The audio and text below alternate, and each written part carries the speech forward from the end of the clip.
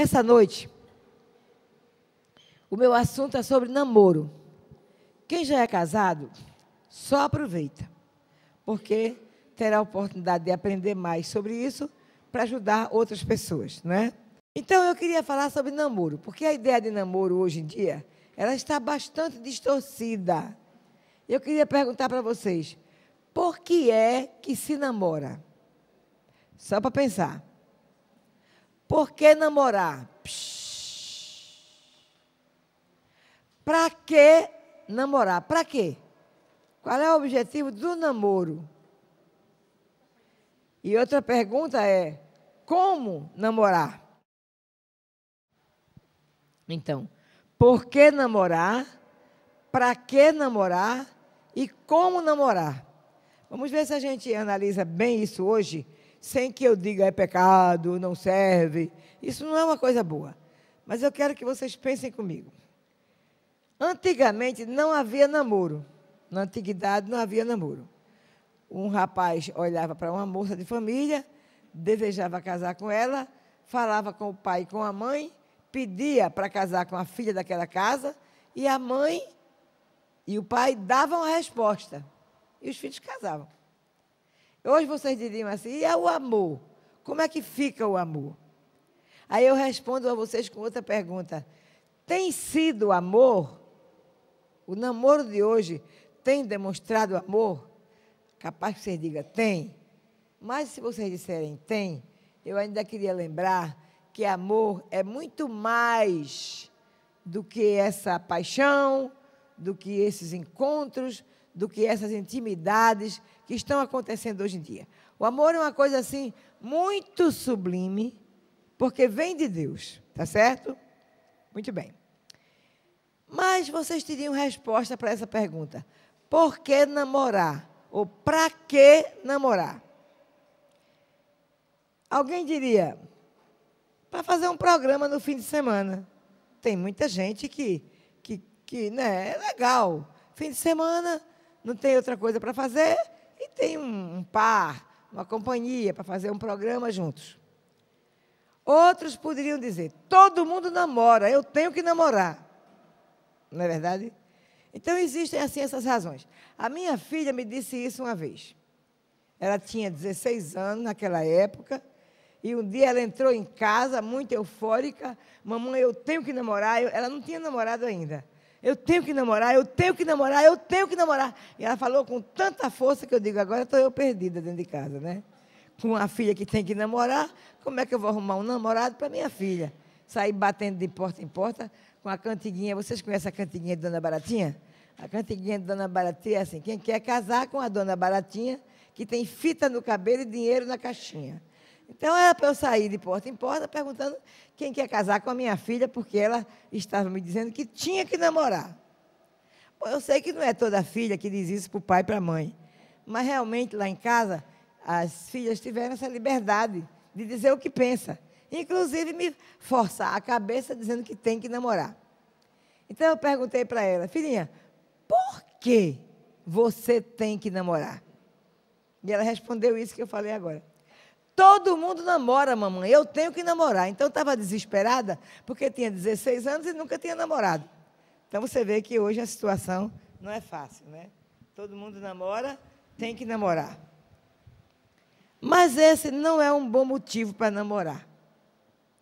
Namorar porque todo mundo namora, namorar para fazer um programa de fim de semana, não pode ser. Namoro não tem esse objetivo. E eu explico por quê.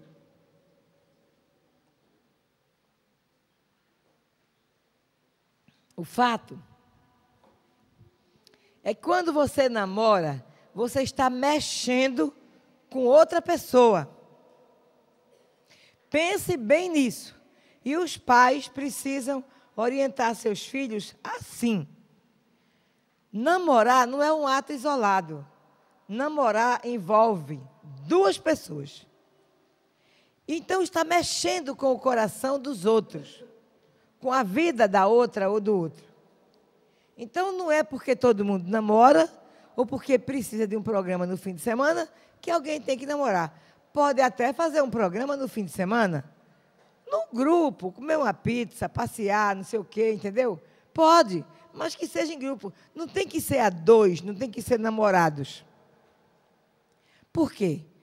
Queridos, por favor, eu espero que vocês concordem comigo. A pessoa namora quando está pensando em casamento. O namoro é um tempo que um rapaz e uma moça tomam juntos para verificar, pela conversação, pelo tempo, se realmente vai dar para viver junto a vida inteira. O período do namoro é o período de um conhecimento maior. No período do namoro, as pessoas têm uma convivência para saber o jeito do outro, o jeito da outra, para então pensar em casamento. Porque o casamento nunca deveria desmanchar. Então é preciso conhecer bastante a outra pessoa, pode ser o rapaz ou pode ser a moça, antes de casar. Para isso existe o namoro. Se vocês nunca pensaram em namoro assim, procure analisar o que eu estou dizendo agora, porque faz sentido. Então não é um tempo de brincadeira, não se brinca com corações, não se brinca com uma vida, compreende? Não se faz isso. É preciso refletir bastante antes de começar namorando. Então, quando você está na idade de casar, você começa a pensar em namorar. E alguém deve estar dizendo aí, e qual é a idade de casar? Nós vamos responder tudo isso hoje. Quando é que uma pessoa tem maturidade? Uma pergunta leva a outra pergunta. Eu estou dizendo, primeiro, que você só deve namorar quando você está pensando em casar. Segundo, eu estou dizendo que você, para casar, você tem que ter maturidade, porque casamento não é uma coisa fácil. É uma coisa boa, é uma coisa necessária, é uma coisa gostosa, mas tem que ter maturidade. E a terceira parte, na sequência dessas perguntas, é: quando é que a pessoa adquire maturidade? O que é maturidade? Bom, na reunião de segunda-feira, foi segunda-feira que eu falei sobre o valor de uma criança, eu lembrei para vocês que a vida humana pode ser dividida em 3 etapas. 0 a 20 anos, de 20 a 40 anos e de 40 a 60 anos. Depois de 60, Nosso Senhor dá para a gente de lambuja, para a gente aproveitar um pouco mais e depois morre. Essa é a história da vida humana. Pode até viver 80, 90, é porque Deus é muito bom, né? Porque é canseira mesmo. A pessoa, quando fica velho, muito velho, é muita canseira. Então é melhor dormir o soninho, morrer, do que ficar a vida inteira, né? Aquela canseira. Não dá certo, mas Deus é quem sabe. Então, veja, de 0 a 20 anos é o tempo dos pais. Nesse período, pai e mãe preparam o filho. E eu falei 0 a 20 anos, não foi da minha cabeça.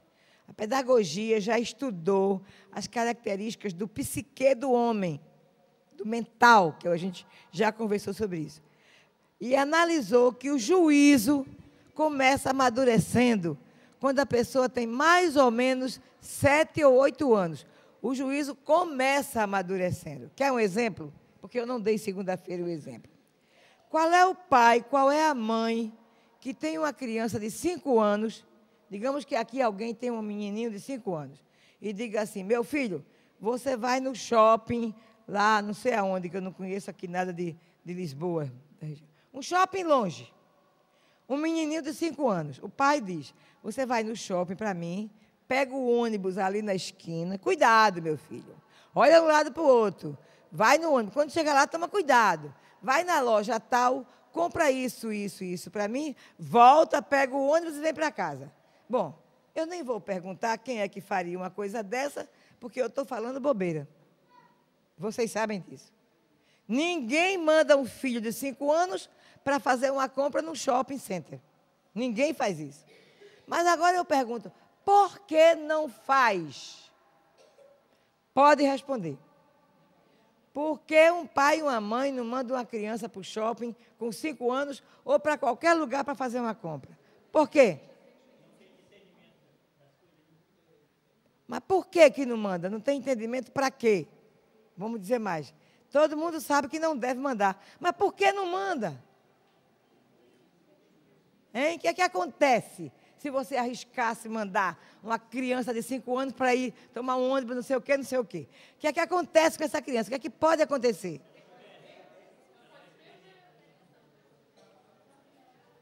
Todo mundo está respondendo mais ou menos a mesma coisa. O que acontece é que você pode, a qualquer momento, receber a notícia que um caminhão passou pela cabeça do seu filho e esmagou. Não é verdade? Porque a criança não sabe olhar para um lado, olhar para o outro, para saber que vai subir, que vai descer. A criança não sabe isso. Por que uma criança de 5 anos não sabe isso? Por quê? Mas por que ela não tem noção de perigo?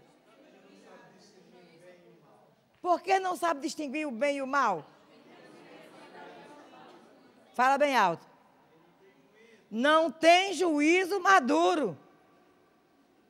Uma criança de 5 anos não pode, você não manda. Por mais que grite no meio da rua e que lhe empurre no pescoço, você não solta a mão. Porque você não quer ver a criança atravessar a rua correndo e morrer. Porque a criança não tem juízo maduro. É por isso. Não tem juízo. Não é doidinha, não. É porque está em desenvolvimento e o psique dela ainda não amadureceu esta faceta do mental que chama-se juízo. Como não tem juízo, você não solta. Você não deixa ir. Ora, se você não solta seu filho porque não tem juízo, como é que você deixa uma criança de 5 anos fazer o que quer? Se ela não sabe o que quer. Tá certo? A criança não sabe o que quer. Quem sabe o que a criança quer são os pais. Sem ser ditatoriais, sem ser autoritários, tem que conduzir. Educação é conduzida. Muito bem. E o juízo não amadurece do dia para o outro, não. Escuta bem o que eu estou dizendo, que eu estou forçando um pouco minha garganta hoje, que está um pouco cansada. Comecei com uma gripe pequena. Então, eu quero a atenção de vocês, porque esse assunto é fundamental para um casamento de sucesso. É a base do casamento de sucesso. Antes do casamento, o preparo. Não é verdade? Veja bem, uma criança não tem juízo. O juízo, meus lindos, não amadurecem do dia para o outro. É como o crescimento físico. Você vai no médico e diz, doutor, essa menininha de 3 anos, eu quero que amanhã ela amanheça com 1,80 m. Olha, estou dizendo bobeira. De novo. Alguém faz isso? Só para me aliviar a alma. Alguém faz isso? Não faz, não faz. Ninguém vai no médico para dizer um medicamento para amanhã meu filho ter 1,80 m. Porque o crescimento ele vem naturalmente. E leva anos para uma criança pequenina se tornar um adulto. Na parte física, o crescimento não é forçado. Não pode e não deve ser forçado. E como é que você força o psique, o mental? Não pode forçar o psique. Ontem eu estava na rádio gravando um programa e a minha amiga, ela quis me instigar para o público conhecer bem o que eu estava falando, e ela dizia que o que eu estava falando era realmente difícil na sociedade de hoje, tal e tal. Ela queria que o público entendesse bem o que eu estava dizendo. Eu disse, mas quem tem que saber disso são os pais, porque os filhos não sabem nada. Não sabem, queridos. Eles não sabem o que querem na vida, não tem como, porque não tem juízo maduro. O juízo amadurece lentamente, como que se cresce lentamente. Dá para entender isso? Por favor, isso é muito básico para a vida de todo mundo. O juízo amadurece devagar. Você não pode forçar os estudos, você não pode apressar a leitura, você não pode forçar nada. Vai devagar, queridos. E quando é que a pessoa alcança juízo maduro? Eu falei isso segunda-feira também. Lembra? Quem se lembra? Quando nasce aquele dente. Bom, tem gente que o dente nunca nasce. Eu também não estou chamando essa pessoa de doidinho. Eu sei que tem gente que o dente não nasce.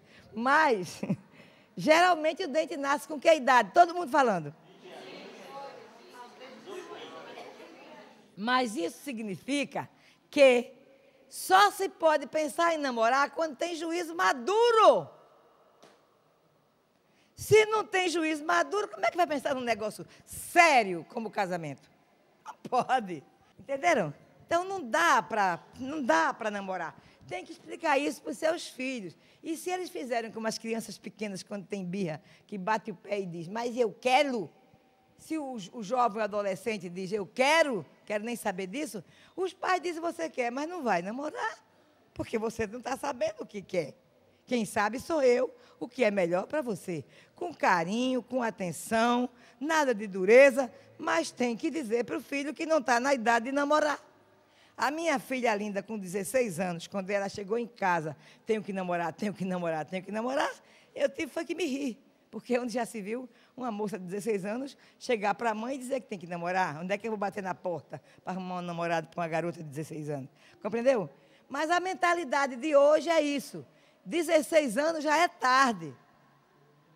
A mentalidade de hoje, as menininhas já estão namorando. E o pior, sabe o que é pior? É que a mãe, coitadinha, porque não sabe das coisas direito, né? Quando a filha chega em casa com um bilhetinho, tem 9 anos, 10 anos, um bilhetinho do namorado dizendo umas bobeirinhas ali no papel, a mãe fica tão eufórica que vai conversar com a vizinha. Minha filha está namorando. Mãe, tu precisa de uns tapas. Porque não é idade de namorar. Não pode achar uma gracinha, porque namoro não é brincadeira. A mãe tem que pegar o bilhetinho, não precisa regalar os olhos com aquela voz de autoridade, com a sua filhinha, dizer, meu amorzinho, de quem foi esse bilhetinho? Quem é o Carlinhos? Ah, mamãe, ele está querendo namorar comigo. Sim, filhinha, mas não pode brincar de namorar, não. Você ainda tem que brincar muito com os estudos, tem que brincar muito com as bonecas, tem que brincar muito com os passeios. Ainda vai demorar um tempo para você estar com a cabecinha boa para namorar. Quando você começar namorando, que estiver madurinha como uma fruta cheirosa e madura, a mamãe vai achar ótimo que você namore. Mas agora não dá. Não responde o bilhete do Carlinhos, não. Entendeu, irmãos? Não pode deixar, não pode encarar a coisa séria da vida como se fosse uma brincadeira e parece que a maioria das pessoas está fazendo assim. Então, fica entendido que namoro não é brincadeira, não é passatempo, não é programa de fim de semana. Namoro é um tempo quando duas pessoas maduras estão pensando em casamento. Alguém vai dizer, e a senhora está querendo dizer que eu, com o primeiro namorado, tenho que me casar. Psh, psh. Com o primeiro namorado, tenho que me casar. Eu disse, não, eu não estou dizendo isso, não. Eu disse isso, que tem que casar com o primeiro que namora. Eu não disse. Agora, se pudesse ser o namoro com a pessoa com quem você vai casar, isso é melhor. Mas nem sempre dá certo. Porque é melhor terminar um namoro, não é não, linda? Do que terminar um casamento. É isso. Mas que tem que ter maturidade, e a maturidade vem com os anos, e o dente do juízo, geralmente, não sempre, avisa a gente que a pessoa agora está madura e pode pensar em casamento. Porque tem mocinha com 16, 17 anos que já pensa que está pronta para casar. De fato, a psicologia já ensina que as mulheres amadurecem primeiro do que os homens. Não quer dizer que os homens são maluquinhos, não é isso que eu estou dizendo. Os homens desenvolvem outras características da sua personalidade, compreende? Mas a maturidade psicológica na mulher vem primeiro, assim como vem primeiro a maturidade física. É ou não é? A menina de 10, 11, 12 anos, ela já tem características de moça. O seu organismo diz, ela já é uma mocinha. Com 10 anos. E os meninos com 10, 11, 12 anos é menino. Para brincar, para correr atrás da bola, que deveria ser assim, não é? Pois bem, entendeu? Então, amadurece depois.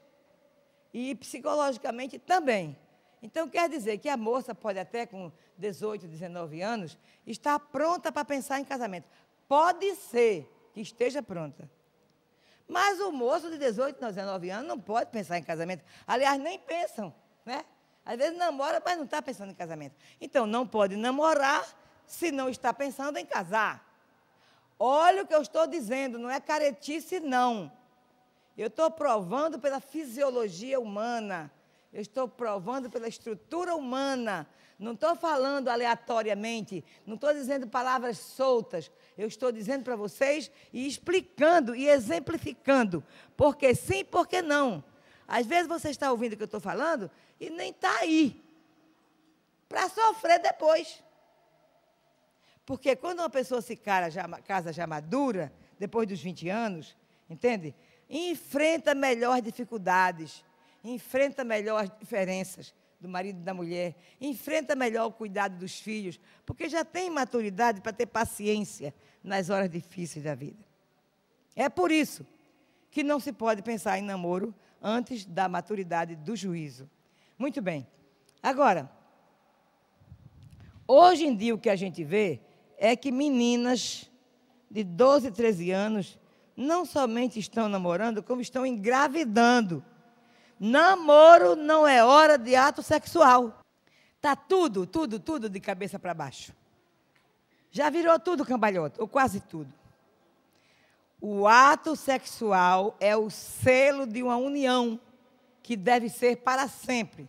A Bíblia Sagrada diz em Deuteronômio 28, verso 22, que um homem, quando tinha relações sexuais com uma mulher, ele estava casado. Naquele tempo não tinha cartório, ninguém sabia ler nem escrever. O documento que uma pessoa estava casada ou casada era o ato sexual. Porque isso é uma coisa séria. E não é séria porque é séria. É séria porque mexe com a carne. O ato sexual mexe com o interior de uma pessoa. É uma marca.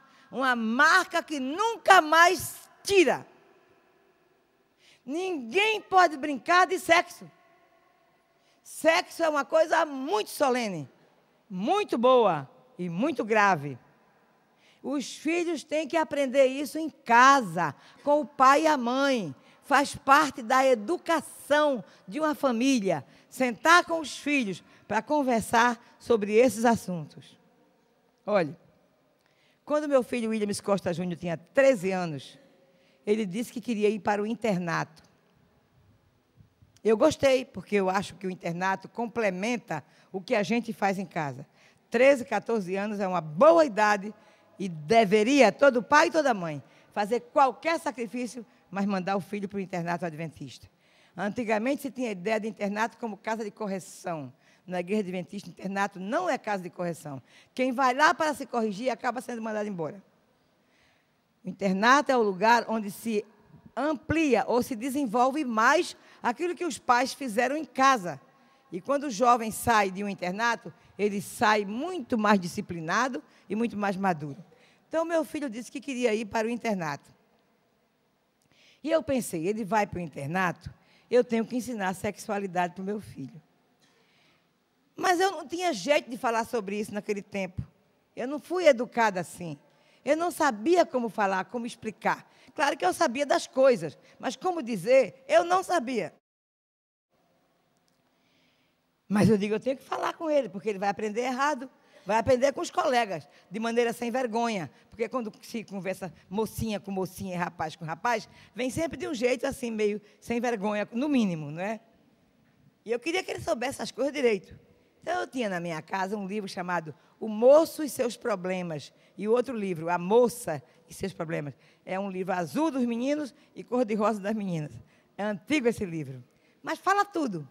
Tudo que um jovem precisa saber. Eu digo, bom, eu não tenho coragem de falar, eu vou ler o livro com ele. Sentei com meu filho para ler o livro. Olha, vocês não vão acreditar. Do começo ao fim do livro, o meu filho não me deu a menor atenção. Eu falava, presta atenção, meu filho. Ele se virava para um lado, ele se virava para o outro, ele se mexia, ele olhava para o céu. O tempo todo, aquele rapazinho não me deu a menor atenção enquanto eu lia o livro. E eu digo, ai meu Deus, estou tirando a inocência desse menino. Ele não está preparado para ler esse negócio de sexo. E eu estou aqui falando uma coisa que ele não está interessado ainda na minha cabeça. Mas eu tinha que ler porque ele queria ir para o internato. E ele não tinha que aprender errado. Terminei o livro, missão cumprida. Agora Deus tenha misericórdia, porque ele não prestou atenção em nada. E agora será o que Deus quiser. Eu fiz minha parte. Eu pensei, né? Pois, irmão, esse rapazinho foi para o colégio. Daí uns anos eu também fui para o colégio. Eu fui professora lá. Quando ele já tinha 17 anos, eu já estava no colégio, um dia ele disse assim: mamãe, eu vou lhe contar uma coisa para a senhora ganhar experiência, que a senhora é envolvida com esse negócio de educação, então eu vou lhe contar uma coisa. Eu disse: o que é? Ele disse: você se lembra daquele tempo que você foi ler comigo o livro Moço e Seus Problemas? Eu disse: lembro. Ele disse: você se lembra que eu não lhe dei a menor atenção, você deu o livro todo e eu não queria nem saber? Eu disse: lembro. Ele disse: mas mamãe, aquilo tudo era velho para mim.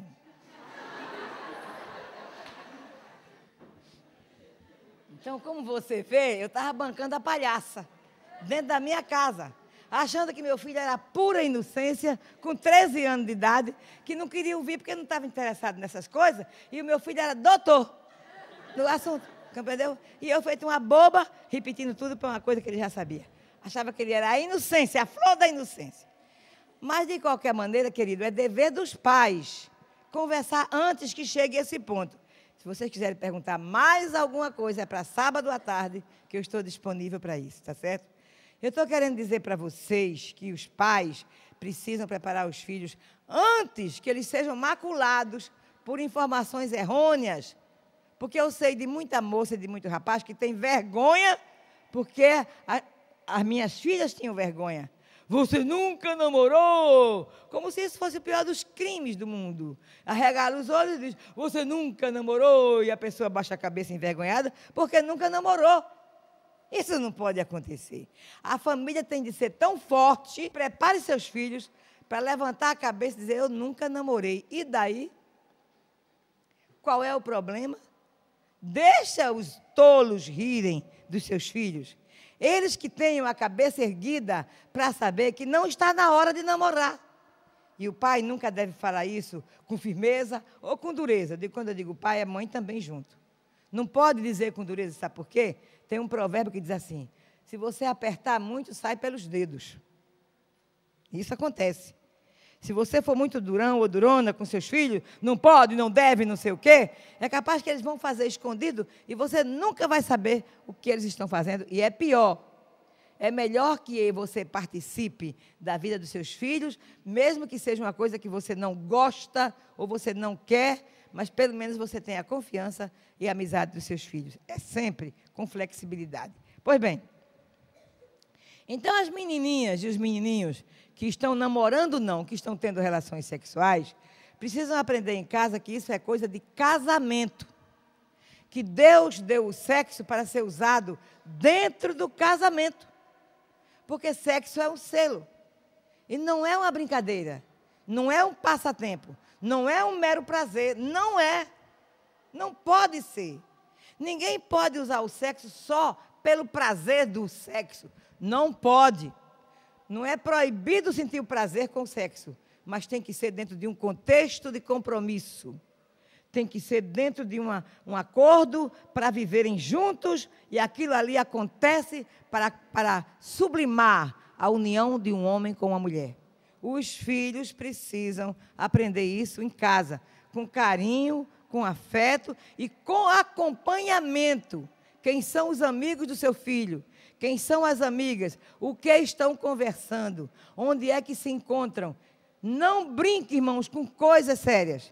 Porque a coisa mais dura do mundo é você ver uma mocinha de 12, 13 anos amamentando uma criança quando nem ela é ainda educada. É duro para os pais. Eu sei que é duro. Mas está acontecendo muito. Por quê? Porque nós estamos ocupados com outras coisas e não estamos tomando tempo para as coisas mais importantes da vida. Uma moça de caráter, uma moça preparada, um rapaz preparado, em família, diz não. Sexo antes do casamento, não, nunca. Agora, quem sabe aqui tem alguém que diz: estou perdido ou perdida. Já aconteceu comigo, e agora?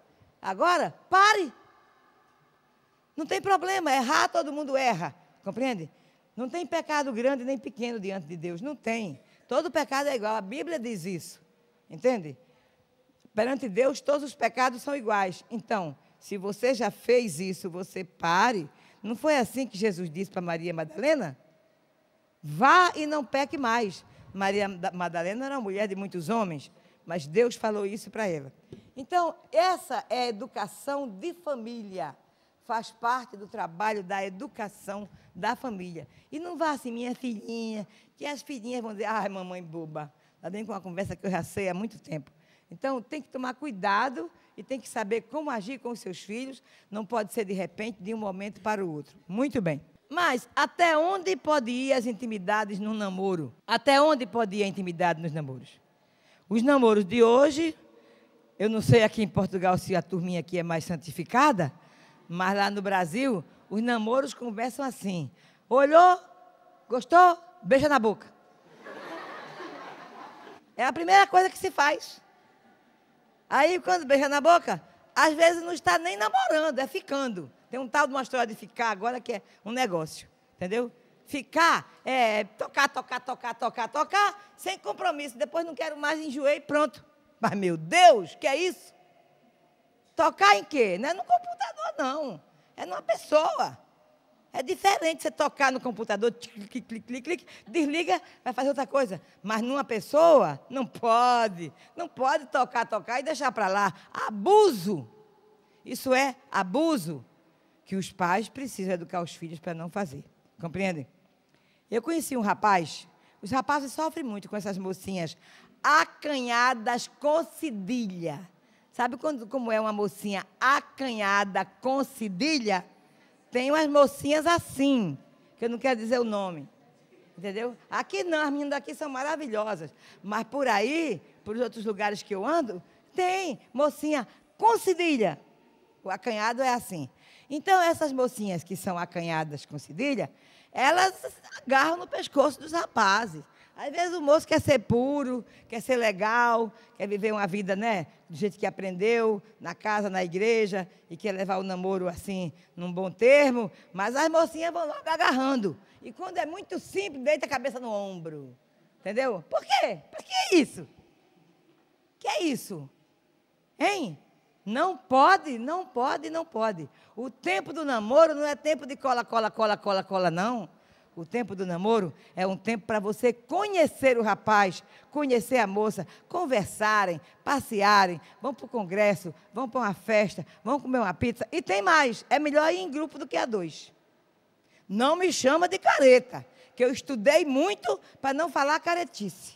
Estudei muito. Não estou falando à toa, não. Eu estou falando com absoluta convicção. E quem fizer isso com a sua família, vai ter muito mais sucesso com a família. Compreende?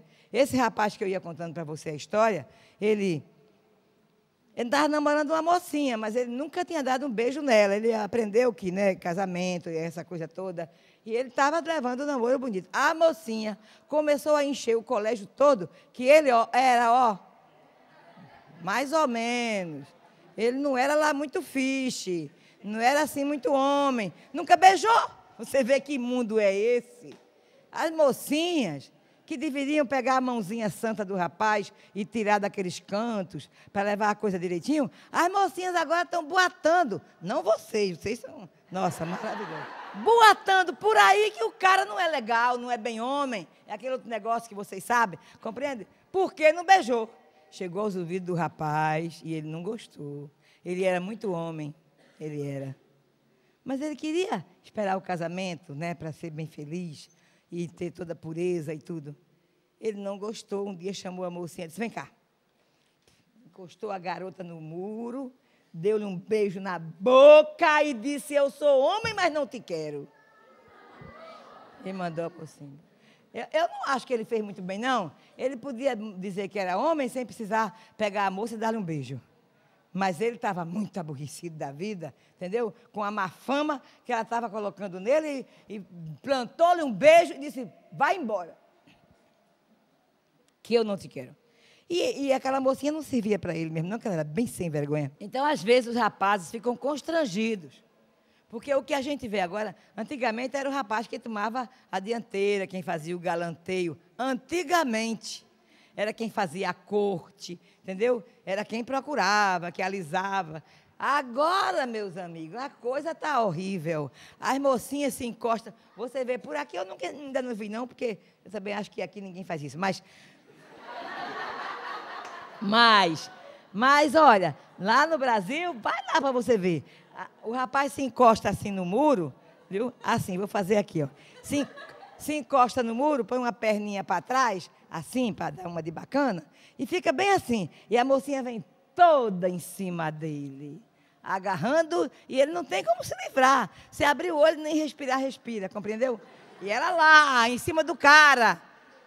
Que é isso? Que mundo é? Eu estou falando de coisas reais, que pai e mãe não sabem. Quando acontece com o filho, não sabe. Entende? Mas que está acontecendo. Coisa que está acontecendo. Então, precisamos dar uma viravolta nisso. Precisamos começar tudo de novo. Precisamos criar uma família no temor de Deus. Entendeu? E aí você diz, professor, e por que não pode beijar na boca? Bom, eu não sei, eu não vou perguntar para vocês que sabor tem um beijo na boca. Porque é uma melequeira tão grande. E tem gente que faz concurso de beijo na boca. Olha o diabo, tá bom de ser queimado no fogo. Concurso. E tem rapaz que tem a glória de dizer que naquela noite e tal, ele deu não sei quantos beijos na boca de uma moça, de outra. Olha a melequeira na boca desse rapaz. Entendeu? Gente. O beijo na boca vem com cuspe, vem com tudo. Que coisa mais eca. Pensa bem no que eu estou falando. Não é uma coisa assim, não é uma coisa meio nojenta. Entendeu? O negócio de beijo na boca é um negócio quente, que não tem sabor. Não me diga que tem. Mas como todo mundo faz, né? Todo mundo não. Quase todo mundo. Então, pai e mãe tem que cuidar disso. Mas por que não beijar na boca? Ainda não respondi. Né? Por que não pode beijar na boca logo? Olha, eu realmente, quando eu fui aos Estados Unidos aquela vez, para fazer aquele curso lá no verão, eu queria aprender coisa nova, para não ficar só na Bíblia, e é pecado. Eu não queria isso. Eu queria falar as coisas com lógica, explicar direitinho, tudo certo. Então, chegamos à conclusão, nos estudos que foram feitos, que o beijo na boca, ele é um selo. Eu tive um professor que chama-se Jim Taylor. Eu trouxe o livro dele para mim. E ele fez uma escala, preste atenção. Jim Taylor fez uma escala de 0 a 10 para as intimidades físicas do namoro ao casamento. Escuta aí. Ele diz que 0 é um olhar, e não me diga que um olhar não tem significado. Tem. Um olhar bem profundo dentro do olho do outro, dá um friozinho na coluna. Dá. Se for com pureza, aquele olhar, olha, tem um magnetismo enorme. Então, olhar é um carinho. Carinho não é só beijo e agarra-agarra, não. Então, o olhar é o 0. Mas depois tem 1, 2, 3, 4, 5, 6, 7, 8, 9, 10. E ele foi dizendo, número 1 é pegar na mão. E olha, gente, que o tato é gostoso. Vocês sabem que é. Para quem não é muito acostumado na fogueira o tempo todo, o tato é um negócio bom. Um alisadinho na mão dá um significado gostoso, simples, mas dá. Aí depois vem um beijinho na testa, sem ser molhado. Beijinho simples, compreende? Veja bem, tem gente que faz isso, tem. É pouca gente em relação ao mundo, mas tem, entendeu? Então, uma mão no ombro, depois uma mão na cintura, na medida que o namoro vai crescendo, na medida que vai chegando perto do noivado, compreende? Então, lá pelo número 6, aí um abraço, né, que sente mais o corpo. E ele diz que o beijo na boca é o número 7. E o número 10 é o ato sexual. Então, quando a pessoa começa já no 7, quanto falta para o ato sexual? Compreendeu?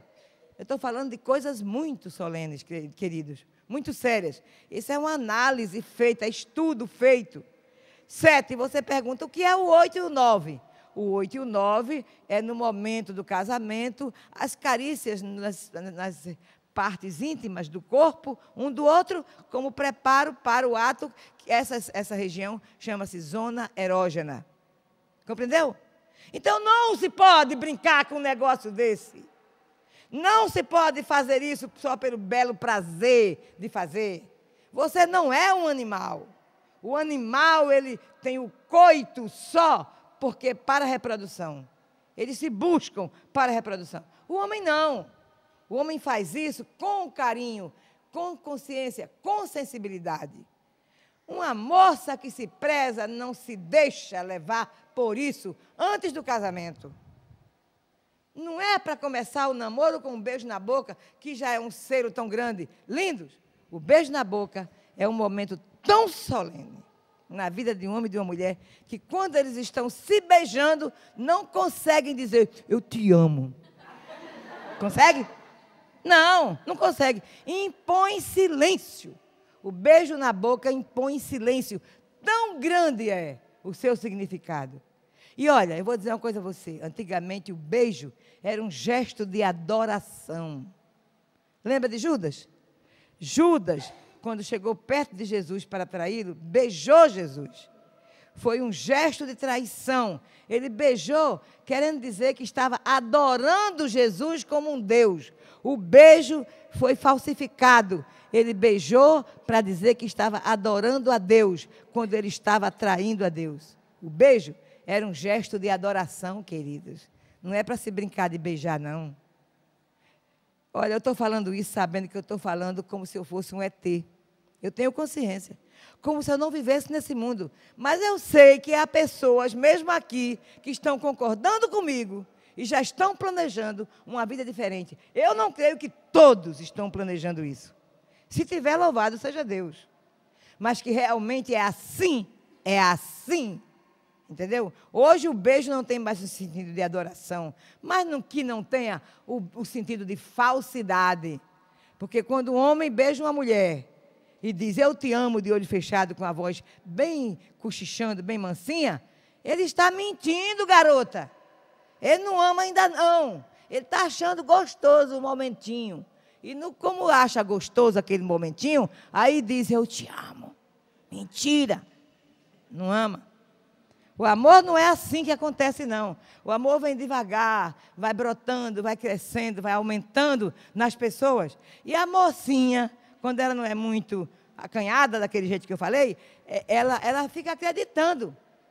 Pronto, vou me casar. Porque eu te amo, ele me ama muito. Não ama, linda? Olha, Jim Taylor, o autor desse livro, depois de muita pesquisa, ele fez uma análise assim. Como é que funciona esse assunto de intimidade para o homem e como é que funciona a intimidade para a mulher? Quando se pensa em casamento, um homem e uma mulher, ou uma moça e um rapaz, é assim. Nos primeiros momentos, ou no primeiro período, a moça está envolvida emocionalmente. Então, tudo que o rapaz diz, ela acredita. É verdade, ele quer, ele me ama, isso e aquilo. Mas no rapaz, nesse mesmo período paralelo, nesses primeiros momentos, ele está envolvido fisicamente. E não é porque o homem é sem vergonha, é porque é da natureza masculina. Quando ele toca, ele acha bom. A moça nem sempre, se ela não for muito mexida, não vai achar bom no primeiro toque. É gostoso e tudo, mas é muito mais gostoso ver que o cabelo é bonitinho, que a blusa é linda, que ela é uma menina educada. É aquele gesto de admiração que a moça aprecia, no fundo, quando não é muito mexida. Porque ela se envolve emocionalmente. E ele se envolve fisicamente. No segundo momento, com o passar do tempo, aí a moça se envolve fisicamente e o rapaz se envolve emocionalmente. E depois vem o casamento. Agora escute. Nesse primeiro período da história de um namoro, quando a moça está envolvida emocionalmente, ela sabe que o rapaz está dizendo eu te amo. Não é que ele é mentiroso, não, eu disse brincando. Mas ele está dizendo isso porque está achando gostoso, fisicamente gostoso. É por isso que ele abre a boca e diz eu te amo. Não é hora da mocinha concordar. Também não é hora de ser indelicada. Então, quando você sabe que tem que esperar até que aquele rapaz se envolva emocionalmente, que é a segunda fase nele, naquele período, quando aquela mãozinha santa do seu namorado vai chegando para você, alisando seu rosto e vai descendo por aí abaixo, compreende? Você vai tirando essa mãozinha santa, com toda delicadeza, com um sorriso nos lábios, e vai colocando a mãozinha santa lá no lugar dela. creia, é isso que tem que ser feito. Se o moço for malandro e só quer um tempo para tirar uma casquinha, como a gente diz lá no Brasil, entendeu? Ele não vai gostar dessa moça. Qual é a sua? Está andando uma de bacana comigo? Qual é o problema? Quer que eu estou fazendo alguma coisa demais com você? A mocinha foi delicada, só tirou a mãozinha santa para lá. Mas ele não gostou, que ele está acostumado com as mocinhas, que mexe, depois não quer mais, deixa para lá. Ela não queria isso. Ela queria um moço para se casar. E aquele moço disse, qual é? Está dando de bacana comigo? Qual é a sua? Não me interessa, garota. Eu quero uma garota que eu possa amar, que eu possa curtir. Mas assim como você, tirando minha mão, qual é? Esse moço não serve para ser seu marido, mocinha. Não serve. Ele é apenas um homem carnal. Não tem problema de ser carnal, mas não pode ser somente carnal. Agora, se o mocinho for sério e decente, e está procurando uma moça nesse mesmo nível para casar, quando a mocinha vai tirando a mãozinha santa, que é aquele moço decente, porque gosta, está tocando, ela pega a mãozinha dele santinha, vai colocando devagarzinho no lugar, pisca o olho para ele, dá um sorriso, põe a mãozinha lá, aí ele diz baixinho, ainda tem moça assim. É com essa que eu vou me casar. Tem homem para isso. Meu Deus, ainda tem moça assim. Nesse mundo maculado e sujo, tem uma moça como essa. Uma moça pura. Eu fui tocando nela, ela tirou minha mãozinha linda. Essa vai ser minha e eu não largo mais. Tem homem para isso. Tem homem sério que procura uma moça séria. E quando ele só quer um programa, ele não serve para ser seu namorado. Não serve. Tem moça que vai se entregando com medo de perder o casamento. Mas é um puro engano. E se você já ouviu muita história, como eu já ouvi, você sabe que na maioria das vezes não chega ao casamento. Quando você entrega seu corpo antes da hora, dificilmente chega ao casamento. E quando chega ao casamento, dificilmente dura. Isso não é aqui uma conversa boba, não. Isso é fruto de estatística. O oferecimento do corpo é um ato sagrado. E não pode ser feito como se fosse um objeto. Toca aqui, toca aqui, toca aqui, toca aqui, toca aqui, toca aqui, e depois não te quero mais. Uma vez um rapaz, ele procurou o pastor e disse, pastor, eu estou namorando uma moça que ela é muito pegajosa, pastor. Conhece o termo pegajosa aqui? Que gruda, né? A moça que fica em cima, não sabe como é? Ela é muito pegajosa, pastor. Eu não aguento mais essa garota. Eu não sei o que eu faço com ela. Já fiz tudo. Tudo que eu queria eu já fiz. Eu não quero mais nada com ela, pastor. E terminou o namoro. E como esse moço, mesmo sem essas palavras, existem muitos. Porque Deus sabia que sexo é uma coisa tão solene que ninguém pode brincar de sexo. Sabe por quê? A Bíblia diz, os fornicadores não entrarão no reino dos céus. O dicionário diz que fornicar, entre outras coisas, é o ato sexual antes do casamento. Assim como o adultério é o ato sexual depois e fora do casamento. Fora do casamento é adultério. Antes do casamento, a fornicação é dita na Bíblia. Agora, não quer dizer que se você já fez isso, você está perdido no inferno, não. Eu falei domingo sobre o valor do perdão, não é isso? E Deus perdoa mesmo. E perdoa plenamente. Se você se arrepender e não fizer mais. Mas não brinque com coisa séria. Porque mesmo quando você não faz mais, fica uma marca na sua vida. Não é marca física, não. Fica uma marca moral, um trauma, compreende? Que dificilmente você consegue tirar. Olha, uma vez eu fiz uma semana de família numa das cidades do interior de São Paulo. E no final, uma senhora veio falar comigo. E ela namorou um moço muito rico na cidade, filho de boa família, que estava estudando medicina. E no namoro, naquele período, teve relações com aquela moça. Era uma moça séria. Mas gostava dele, queria casar com ele e aceitou o ato sexual. Ela engravidou. Quando ela disse a ele que engravidou, ele era um homem bom. Ele disse, puxa vida, eu não posso dar esse desgosto para minha família. Eu não posso pensar em filho agora. Eu estou estudando ainda. Minha família não pode saber que a gente está fazendo isso. Por favor, querida, tire essa criança. Não vamos ficar, vamos tomar mais cuidado até eu me casar, até eu me formar, para a gente ter o casamento direitinho. E a moça que amava o rapaz foi numa dessas clínicas clandestinas, né, e tirou o menino, o nenenzinho, fez o aborto. E continuou na sua vida sexual com o seu namorado, um moço direito, decente. Direito não, meio torto, né, mas tudo bem. E daqui um pouco ela engravidou de novo. E disse para ele, que estava grávida, ele disse, meu pai, como foi acontecer uma coisa dessa? Eu não posso assumir essa criança. E fez a mesma conversa. E falou com sinceridade. Ele não podia, ia macular a família, ia sujar o nome da família. Ele queria casar com ela, mas tinha que terminar os estudos e tal. Pediu, por favor, para ela abortar o menino. Ela foi na clínica e abortou o segundo filho. Aí, daí uns dias, ficou grávida outra vez. Essa é uma história verdadeira que eu ouvi. E falou com ele... E ele disse, finalmente, não quero que você aborte mais. Vamos pensar no nosso casamento. Eu quero me casar com você. Isso é um sofrimento muito grande. Não devia ter acontecido, mas agora nós vamos casar. Casaram? Casaram. Mas aquela mulher criou um asco pelo marido. Sabe o que é asco? Uma repulsa. Ela não podia que ele tocasse nela assim. Ela se sentia mal. Tem muita mulher que acontece isso. E não sabe por quê. Ela sentia uma repulsa pelo marido, e o marido era bom para ela. Mas ele não podia chegar perto dela, que ela não aguentava o marido. Ela não sabia explicar por quê. E chegou ao ponto, teve ainda 2 filhos no casamento. Chegou ao ponto que ela não podia mais continuar. Não podia tocar nela, não podia deitar na cama com ela, não podia fazer mais nada. Ela não aceitava nada daquele homem, tão bom para ela. E se separaram. As filhas criaram ódio pela mãe, não compreendiam nada, não sabiam de nada.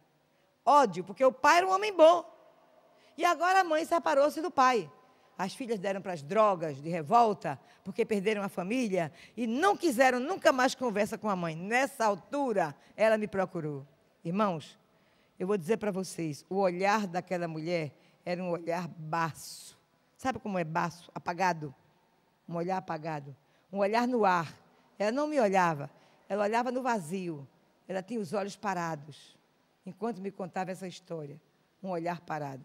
O que é que se diz num caso como esse? Ela não tinha marido, ela não tinha filhos. Depois que me contou essa história, que eu acabei de contar com vocês. Não se pode brincar com sexo. Não se pode brincar com sexo. Não se pode. Porque as consequências são indefinidas. As pessoas não sabem nem a causa. Uma vez encontrei uma mulher que ela disse, professor, eu não consigo gostar de ter relações sexuais com meu marido. Eu disse, vem cá, como foi o seu namoro e o seu noivado? Ela disse, a gente fez de tudo, professora, só não fez o sexo. Eu disse, então está explicado. Compreendeu, irmão? Não pode, querido, não pode. É por amor a vocês que eu estou falando essas coisas. É porque eu sei que as consequências são enormes. E é por isso que Deus disse, os fornicadores não entrarão no reino dos céus, porque Ele sabia que não era bom para a gente. Deus só quer a nossa felicidade. Ele sabia que praticar essas coisas antes do casamento só traz marcas e dissabores para a vida toda. Para que isso? Por que a família não entra em cena? Você só para de educar seu filho quando ele se casa. É aí que termina a sua responsabilidade. Quando se casa na idade certa. Entendeu? Não podemos, lindos, brincar com namoro, nem com noivado. Eu estou falando coisas que não estão acontecendo, mas precisa acontecer. Irmãos, eu vou contar só um pouquinho mais da minha família. Quando a minha filha, a mais velha das 3, começou o namoro, claro que eu deixava os 2 na sala e ficava lá dentro. Quando o cara dizia tchau, que ia embora, eu sorrindo, assim, na boa amizade, como foi hoje, filhinha? Como se eu não quisesse nada, como eu não tivesse afim de nada, mas eu sabia o que é que eu estava querendo saber. Ah, mamãe, foi bom. Eu digo, e o beijinho? Deu. Eu digo, e aonde foi que ele tocou? Brincando, né, irmã? Toda a brincadeira. E ela foi dizendo, eu digo, tocou aqui, tocou ali, tocou aqui. Não, aqui ele não tocou, não. Ah, tá bom. Ia dormir. No outro dia eu dizia, filhinha, aqui não deixa ainda não. Está cedo. Espera mais um pouco. Não era coisa do outro mundo não, sabe, irmãos? Mas não era a hora ainda de tocar aqui. Espera mais um pouco, filhinha. Deixa ir mais para frente. Vai devagarinho, tira a mãozinha dele. Não deixa fazer isso. É melhor para você. Os pais têm que ter tempo para isso. Mas como é que tem tempo se está correndo na vida como os maluquinhos, buscando dinheiro, isso e aquilo, e uma casa, e um caminhão, e um carro, e um barco, e um avião? Hein? Como é que faz isso? Não pode fazer, não é, irmão? Não é. Mas é dever da família trabalhar o assunto das intimidades físicas. E não é no seco, com aquela autoridade de santarrão, de quem nunca fez nada. Vai ver que fez. Está com cara de santo agora, ou proibindo tudo do filho, porque fez e acha que não deveria ter sido feito. Aí fica proibindo tudo. Tem pai durão. Quando vê um pai durão, já sabe que vai ver que, né, teve uma vida da... sei lá. Irmãos, eu fui preceptora no colégio. Era o trabalho de administrar o residencial feminino. Eu cuidava de todas as moças do internato. E um dia, chegou a notícia, correu pelos prédios, os rapazes ficam no residencial deles e a moça no dela, né? Come junto no restaurante, vai para a sala de aula junto, mas tem sua residência separada. Aí um dia correu a notícia que fulano beijou a trança da namorada. Ah, isso deu um escândalo no colégio. Beijou a trança, irmão, por favor. Aí eu olhei assim, eu disse, o que é isso? Aí tinha o conselho do colégio que se reuniu para castigar o rapazinho e a moça porque beijou a trança. Aí, quando chegou no conselho, eu disse, que é isso? Nós vamos castigar a moça porque o rapaz beijou a trança? Ai, professora, porque isso é um escândalo, porque vai sair o nome do colégio. Eu digo, por favor, eu quero que cada um de vocês aqui me conte sua vida. Eu quero saber se você, por acaso, beijou a trança da sua mulher antes do casamento. Quer dizer, irmão, eu estava dizendo uma piada, porque eu sabia que eles tinham feito pelo menos um pouco mais do que isso, não é verdade? Entende, querido? Então, nós não podemos ser durão, não. Se está beijando a trança, conversa, para não beijar mais. Se for possível, né? Então, meus filhos queridos, casamento não é uma coisa de brincadeira, não, é uma coisa muito séria.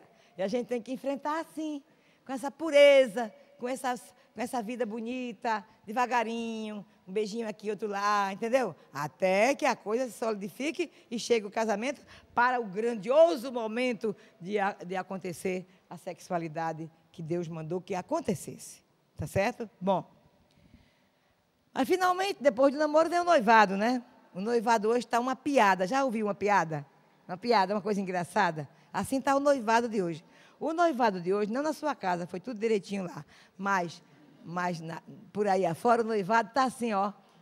Vamos ficar noivo, vamos. Aí, mostra um anel, um estojo com um anel, e enfia no dedo da moça, planta um beijo na boca, estão noivo. Mãe, fiquei noiva. Que é isso? Que negócio de noivado? O que é noivado? O que é noivado? Sabe o que é noivado, queridos? Olha, antes de eu dizer o que é noivado, deixa eu dizer, o casamento é um ritual. Tudo no casamento, até chegar ao casamento, é um rito.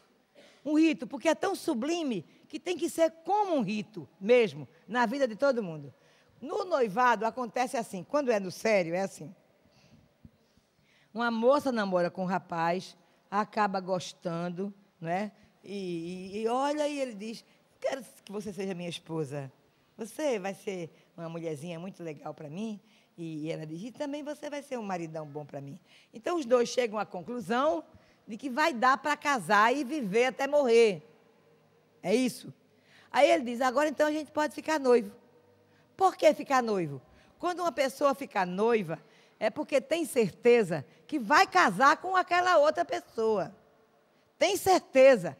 Pode até terminar o noivado. De repente aparece um acidente de percurso e ainda é melhor terminar o noivado do que terminar o casamento.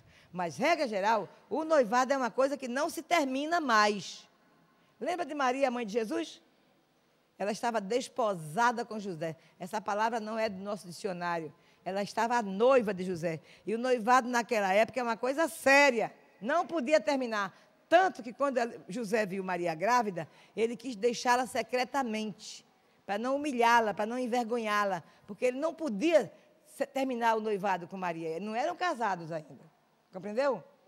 E é assim que tem que ser. Mas então agora resolveram ficar noivos. Daí, chama a família dele e chama a família dela, compreende? Família dos dois. Faz uma festinha íntima, ou um jantar, ou um almoço, ou um lanche, dependendo do bolso da família, não é verdade? A mocinha põe um vestidinho novo, se tiver dinheiro, né? Faz aquela festinha íntima. Mas agora, queridos, quando chama a família do noivo, junto com a família da noiva, estão assumindo um compromisso de famílias. Isso não se brinca. Com o pai da moça, com o pai do rapaz, não se brinca. É coisa séria. Vem o pai da moça e do rapaz, a mãe da moça e do rapaz, os parentes, tudo se reúne e conversa e tal. Aí o moço vai pedir para casar com a moça. Isso não está fora de moda. Só está deturpado. Compreendeu? O moço vai pedir para casar com a moça. Antigamente, o moço trazia um discurso no papel e tremia a mão assim, ó. E as pernas balançavam dentro das calças, entendeu? E ele lia dizendo, eu vim aqui, finalmente, para pedir a mão da sua filha em casamento. Mentira, irmão. Ele não queria mão só, não. Ele queria a garota toda. Agora, ele falava negócio de mão, porque com a mão vem o resto, né? Puxou a mão. Mas é simbólico.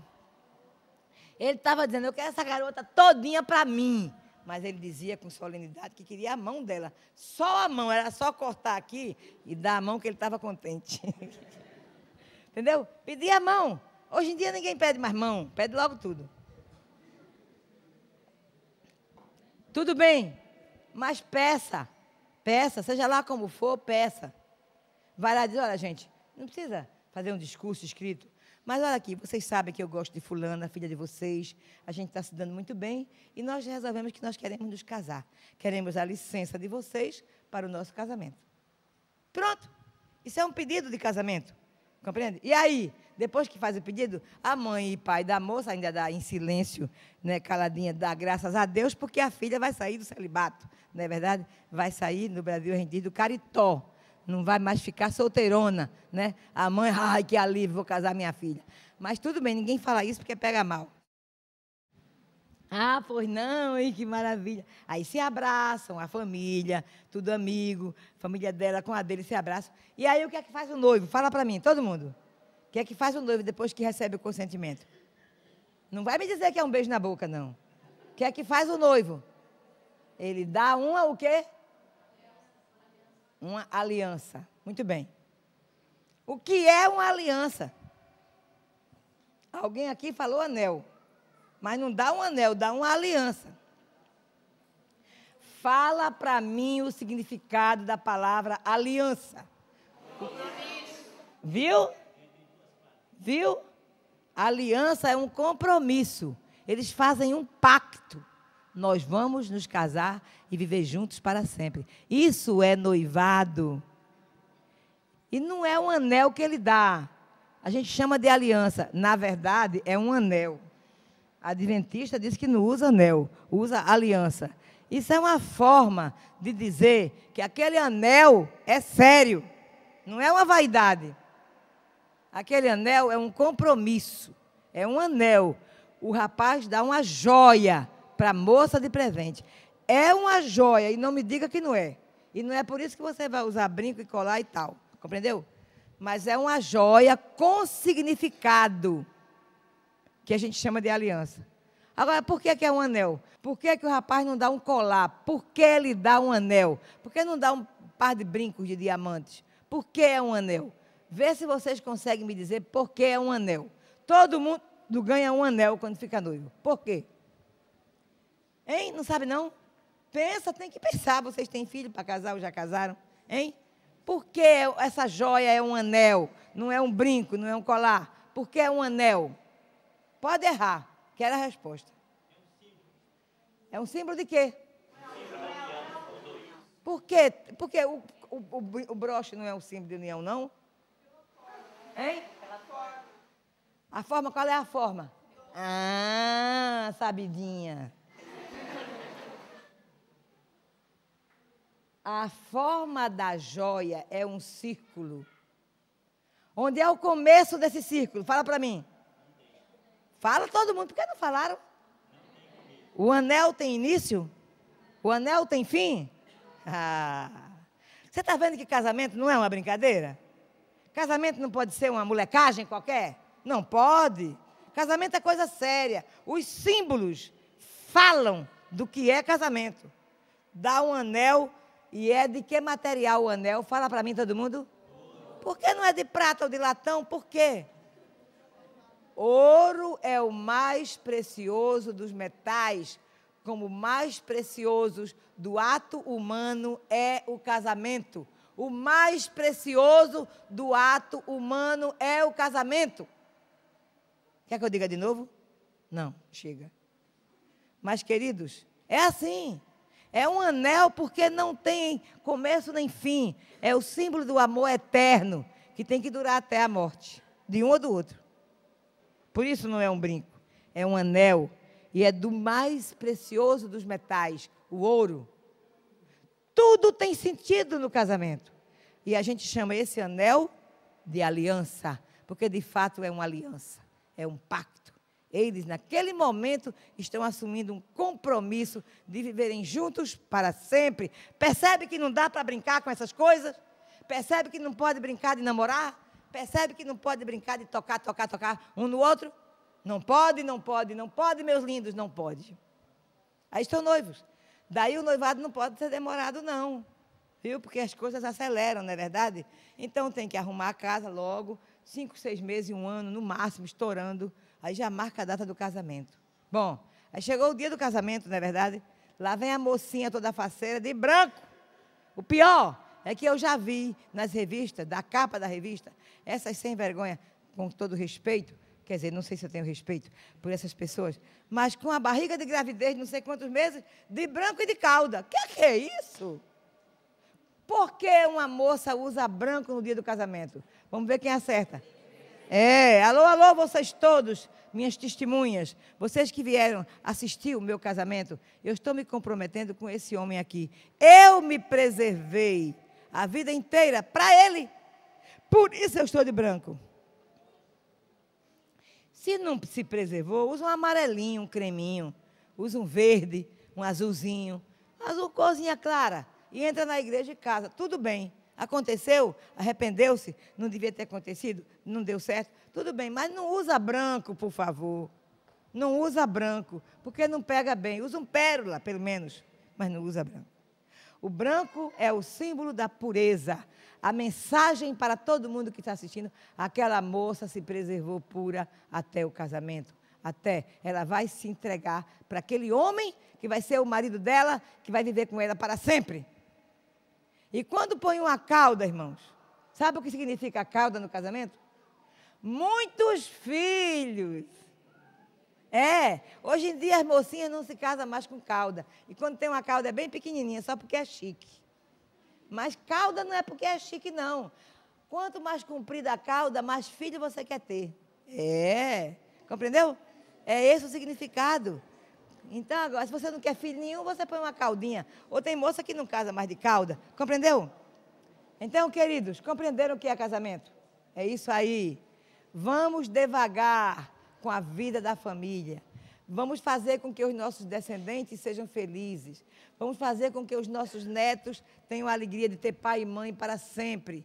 Os problemas virão no casamento de todo mundo, mas nós teremos maturidade para enfrentar as dificuldades de cabeça erguida, com carinho, com ternura e com fidelidade. Deus espera isso de todos nós, tá certo? É isso que Deus quer. Eu termino com a leitura da Bíblia no livro de Cantares de Salomão. O livro de Cantares é um livro poético, é um livro bonito, e é um livro que simboliza o amor no casamento. Tá certo? E aqui no capítulo 8, diz assim, capítulo 8, verso 6 e verso 7. Põe-me como selo sobre o teu coração. Sabe o que é selo? É uma coisa que se documenta a fidelidade. Já viram um documento de cartório? Põe selo para dizer que é para valer, que não pode desmanchar. E aqui fala em selo do coração. Que coisa significativa, não é? Põe-me como selo do teu coração, como selo sobre o teu braço, porque o amor é forte como a morte. Esse é o amor verdadeiro, compreende? E aqui diz assim, as muitas águas não poderiam apagar o amor, nem os rios afogá-lo. Ainda que alguém desse todos os bens da sua casa pelo amor, seria de todo desprezado. É isso que a Bíblia diz sobre o amor conjugal, o amor que deve durar para sempre. Há dias que o amor é cor-de-rosa, há dias que o amor é azul, há dias que o amor é cinzento, há dias que está preto, mas é o amor. Lá no fundo, é o amor, queridos, que sustenta o casamento. É a minha mensagem de sábado pela manhã. Que Deus abençoe vocês, cada família, por favor, cuide dos seus filhos, e cada mocinha que não tem pai e mãe que não sabe disso, e cada moço que está aqui, por favor, vamos mudar de vida, certo? Se vocês começaram o namoro muito cedo, vocês terminem hoje à noite. Manda uma cartinha terminando esse namoro, viu? Espera até amadurecer. É melhor, é muito melhor. E outra coisa, irmãos, que eu não vou falar mais agora, porque eu preciso terminar, é que o que acontece com o casamento com pessoas de crença diferente. Esse é um assunto bastante significativo. E não tem nada a ver com levar para o catecismo, não tem nada a ver com trazer carne de porco para fazer em casa, não tem nada a ver com essas coisas. Uma pessoa que vive em comunhão com Deus transmite para gerações subsequentes, através do DNA, caracteres morais saudáveis. E toda pessoa tem essa responsabilidade. É por isso que o povo de Israel não podia casar com as mulheres pagãs que estavam ao redor. Não é que elas fossem pior, não. Não existe quem é pior, quem é melhor em qualquer religião. Não existe. O problema é que se cuida para que as famílias tragam para os seus descendentes caracteres morais sóbrios. Eu falei em DNA. Essa não é uma linguagem comum. Mas vocês sabem que existe a célula reprodutiva, como existe célula no corpo todo. No núcleo da célula, como uma gema de ovo, que é bem, no caso aqui é bem pequenino, no núcleo da célula existem a genética, os genes. E dentro dos genes, que já são minúsculos, existe uma característica de proteína, um caráter proteico, que chama-se DNA. São milhões de DNA em cada célula. Cada DNA, naquele gene que vem na genética, cada DNA leva para os seus filhos um caráter, uma característica do pai, da mãe, do avô, da avó, do bisavô, da bisavó. Grandioso. É muito sério casamento. A transmissão da herança é uma responsabilidade. Isso não quer dizer que quem casou com alguém que não tem um ancestral, como eu estou dizendo, que está tudo perdido. Não, sabe por quê? Porque eu sou filha de um ébrio. Compreende? Deus, quando você se arrepende, quando você muda de vida, Ele neutraliza o DNA. Isso é muito bonito e profundo, mas é fácil de entender. Ele neutraliza as tendências que você trouxe dos seus ancestrais e as ambientais também. Ele, pelo seu poder, neutraliza e você pode ter filhos saudáveis. Mas é muito melhor quando essa corrente genética é passada de pessoas realmente de moral ilibada. Vai dar uma geração melhor. Vai dar. E está na Bíblia. Eu faço misericórdia até 1000 gerações. Fala comigo. Dos que me amam e guardam os meus mandamentos. Até 1000 gerações, queridos, é uma profundidade da genética que eu não compreendo. Que Deus abençoe vocês.